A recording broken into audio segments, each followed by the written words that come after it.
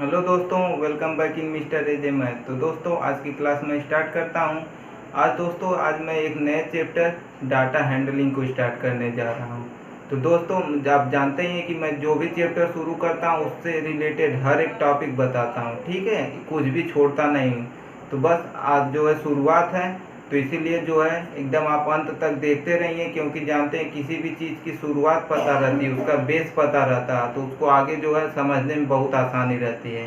तो बस दोस्तों आप देखते रहिए ध्यान से इस वीडियो को, और अंत तक देखिए। आपको अच्छा लगे तो अपने दोस्तों के साथ ज़रूर शेयर करिएगा और हमारे चैनल को भी सब्सक्राइब करिएगा। धन्यवाद। चलिए हम दोस्तों हम आज के चैप्टर की ऊपर चर्चा करते हैं, जो कि हमारा आज का चैप्टर है डाटा हैंडलिंग। तो अब डाटा हैंडलिंग में बात हुई तो सबसे पहले मैं आपको डाटा के बारे में बता देना चाहता हूँ, ठीक है। इसमें जैसे बहुत से टॉपिक आएंगे, डाटा, फिर फ्रीक्वेंसी, रेंज, सब कुछ, ठीक है। तो पहले डाटा, जैसे किसी कंपनी के मान लीजिए बारे में दिया है कि कंपनी ने जो है 2004 में 2 करोड़ रुपए के फायदे में रही, ठीक है। फिर 2005 में उसको 1 करोड़ का फायदा हुआ, 2006 में 4 करोड़ का फायदा हुआ, या फिर जिसे हम प्रॉफिट कहते हैं, प्रॉफिट हुआ। फिर 2005 में 2 करोड़ का लॉस हो गया। ऐसे किसी कंपनी का जो भी दिया, ये सब जो नंबर दिया है कि 2004 में इतना फायदा हुआ, 2005 में इतना हुआ, यही सब जो दोस्तों डाटा है, ठीक है। यानी हम कह सकते हैं इसको इंग्लिश में, यही डाटा इंग्लिश में हम इसको कह सकते हैं कि the numerical figure which gives some information, ठीक है। मतलब ऐसे न्यूमेरिकल फिगर जो कुछ इंफॉर्मेशन देते हैं किसी भी चीज़ के बारे में, जिसके ऊपर हम डिस्कस कर रहे हैं उसके बारे में न्यूमेरिकल फिगर से इंफॉर्मेशन पता चलती है, तो वही न्यूमेरिकल फिगर जो है डाटा कहलाते हैं। मैं चलिए लिख भी देता हूँ, ये हमारा फर्स्ट टॉपिक। दोस्तों जानते हैं मैं लिखता नहीं हूँ, ज़्यादा लिखूंगा तो बहुत टाइम लगेगा, बताने को कहेंगे मैं एक बार फिर से बता दूंगा। डाटा को मैंने बता दिया एक बार, चलिए मैं फिर से अभी एक्सप्लेन कर दूंगा। इसमें देखिए 3 चीज़ें, पहले डाटा, फ्रीक्वेंसी, फिर एक है दोस्तों रेंज, ठीक है। 3 चीज़ों के ऊपर मैं डिस्कस करूंगा। ये डाटा हैंडलिंग में दोस्तों ग्राफ के बारे में पढ़ेंगे, जैसे आप देखे होंगे ऐसे अक्सर पेपर ओपर में या फिर न्यूज में, क्रिकेट अक्सर देखते होंगे दोस्तों, तो हमेशा ऐसे ग्राफ बना रहता है, ऐसे रहेगा, ऐसे रहेगा, ठीक है, फिर ऐसे रहेगा, ऐसे करके देखे होंगे दोस्तों आप, ग्राफ ऐसे रहता है। मान लीजिए इधर 1 2 3, या फिर क्रिकेट में रहेगा तो दोस्तों इधर क्रिकेटर का नाम हो सकता है, क्रिकेटर का नाम मैं 1 2 3 ऐसे ही कुछ समथिंग मान लेता हूँ। इधर मान लीजिए नंबर दे दिया है, ठीक है। ऐसे नंबर करके अगर 10 20 30 40 ऐसे करके नंबर दिया है, ठीक है।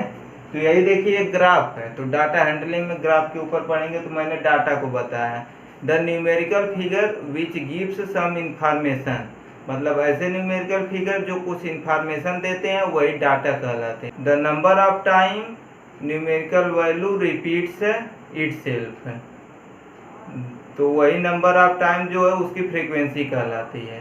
मतलब कोई न्यूमेरिकल वैल्यू, ठीक है।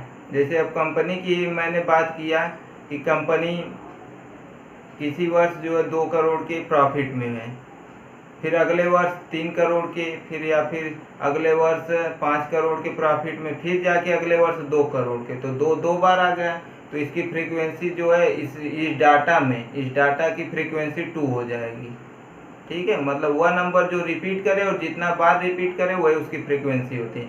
अब रेंज की बात आई, जैसे कंपनी ने जो है 2004 में 1 करोड़ की प्रॉफिट पे रही, 2005 में हो गया मान लीजिए उसको 3 करोड़ का प्रॉफिट हुआ, 2006 में फिर 1 करोड़ का प्रॉफिट हुआ, 2007 में उसको 4 करोड़ का प्रॉफिट हुआ।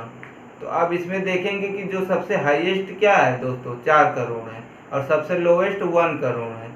तो हाईएस्ट न्यूमेरिकल वैल्यू और लोवेस्ट न्यूमेरिकल वैल्यू के बीच का difference, the difference between the highest numerical value and the lowest numerical value is called its range, ठीक है, ये इसकी रेंज होती है।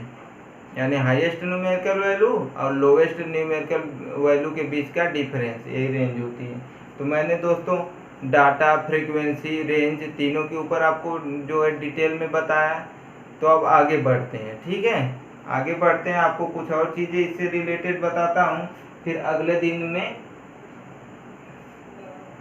इसको मैं डिलीट करता हूँ यहाँ से दोस्तों, या फिर कर सकते हैं कंप्यूटर भाषा मैंने बोल दिया, इरेज करता हूँ। इसको इरेज कर दिया। अब इसमें देखिए मीन दिया है, ठीक है, मीन। अब जैसे किसी भी चीज का मीन पूछा जाए, मान लीजिए किसी का मार्क ही है दोस्तों, किसी ने हिंदी में दोस्तों 25 मार्क ऑब्टेन किया, यानी 25 मार्क उसने पाया।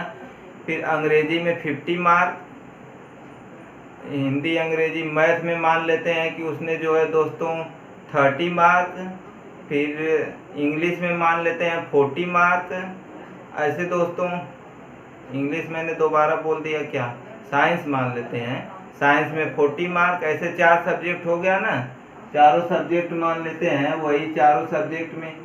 तो पहले मैं मीन की डिफिनीशन लिखा देता हूँ कि the sum of all observation, mean equal to होता है दोस्तों sum of all observation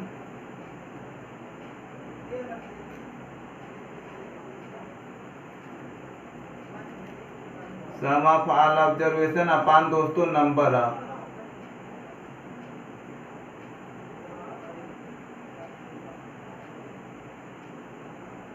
number of observation. देखिए सम ऑफ सभी ऑब्जर्वेशन का सम दोस्तों अपान नंबर ऑफ ऑब्जर्वेशन, यही मीन होता है। जैसे मैंने बताया, मान लेते हैं हिंदी में 25 मार्क उसने, फिर इंग्लिश में 30 मार्क सपोज कर लेते हैं, फिर मैथ में उसने दोस्तों 40 मार्क, फिर साइंस में सपोज करते हैं 50 मार्क। ऐसे ऐसे उसने, अगर किसी ने जो है 4 सब्जेक्ट का उसका मार्क दिया है तो उसका मीन अगर पूछा जाए, मीन, ठीक है, मीन पूछा जाए, या फिर इसी को एवरेज भी कहते हैं, मीन पूछा जाए तो अब देखिए मीन इक्वल टू हो जाएगा सभी ऑब्जर्वेशन का सम। 4 ऑब्जर्वेशन दिया तो सबका सम, यानी सबको add 25 plus 30 plus 40 plus 50 upon number of observation. तो नंबर ऑफ ऑब्जर्वेशन आप देखेंगे दोस्तों 4 है, क्योंकि 4 सब्जेक्ट का दिया है, 1 2 3 4। तो ये दोस्तों नंबर ऑफ ऑब्जर्वेशन 4, ठीक है। तो यही बात दोस्तों, सबको ऐड करके 4 से डिवाइड कर देंगे तो यही जो है इसका मीन हो जाएगा, ठीक है, उसके मार्क का मीन, उसके मार्क का दोस्तों मीन हो जाएगा।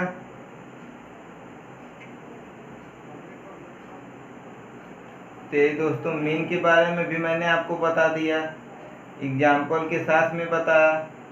अब इसमें दोस्तों मीन के बारे में बता दिया। अब यहाँ पे sum of all observation upon number of observation. अब इसमें एक चीज आप कहेंगे कि ऑब्जर्वेशन आया, ऑब्जर्वेशन क्या होता है।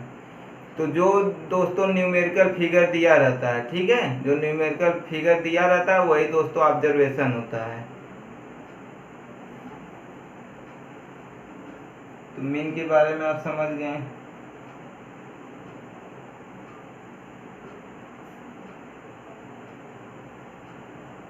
अब देखते हैं आगे कुछ और है यहाँ पे दोस्तों। इसलिए कहता हूँ कि बस आप अंत तक बने रहिए। मैं जो भी शुरू करता हूँ चैप्टर उसको डिटेल में बताता हूँ, एकदम डिटेल में, कोई भी टॉपिक छूट नहीं सकता। आप बस आप ध्यान से देखते रहिए अंत तक। जो भी वीडियो मैं किसी भी चैप्टर पे जितने भी वीडियो बनाता हूँ सब important chapter, important topic, important question को ही बताता हूँ, ठीक है। ये नहीं कि चाहे जो भी क्वेश्चन बता दूँ।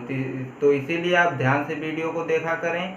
और दोस्तों पढ़ाई तो रेगुलर करें, मन से करें, और जब भी पढ़ते रहें कुछ बातें याद रखें कि मोबाइल अपने पास बिल्कुल भी ना रखें, क्योंकि मोबाइल ऐसी कीड़ा है दोस्तों कि उसमें एक नोटिफिकेशन आया उसको आप देखने लगे तब तक कुछ और अच्छा दिख जाएगा, फिर उसको देखने लगेंगे, ऐसे ही आपका घंटा 2 घंटा बीत जाएगा, आपको पता तक नहीं चलेगा।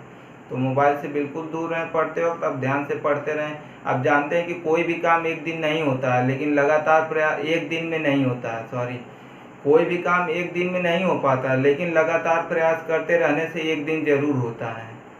इस बात को आप नोट कर लीजिएगा दोस्तों, कोई भी काम एक दिन में नहीं होता है, लेकिन लगातार प्रयास करने से एक दिन ज़रूर होता है।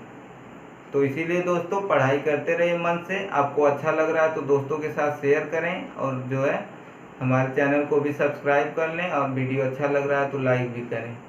फिर देखिए ये सब हमने बताया, तो ऑब्जर्वेशन को दोस्तों आप समझ गए होंगे, ठीक है। The numerical figure include in data, मतलब वन न्यूमेरिकल फिगर जो डाटा में दिया रहता है, इसका ऑब्जर्वेशन, वही ऑब्जर्वेशन कहलाता है। तो ऑब्जर्वेशन के बारे में भी जान गए, मैंने दोस्तों ये सब बता दिया। अब देखते हैं क्या है।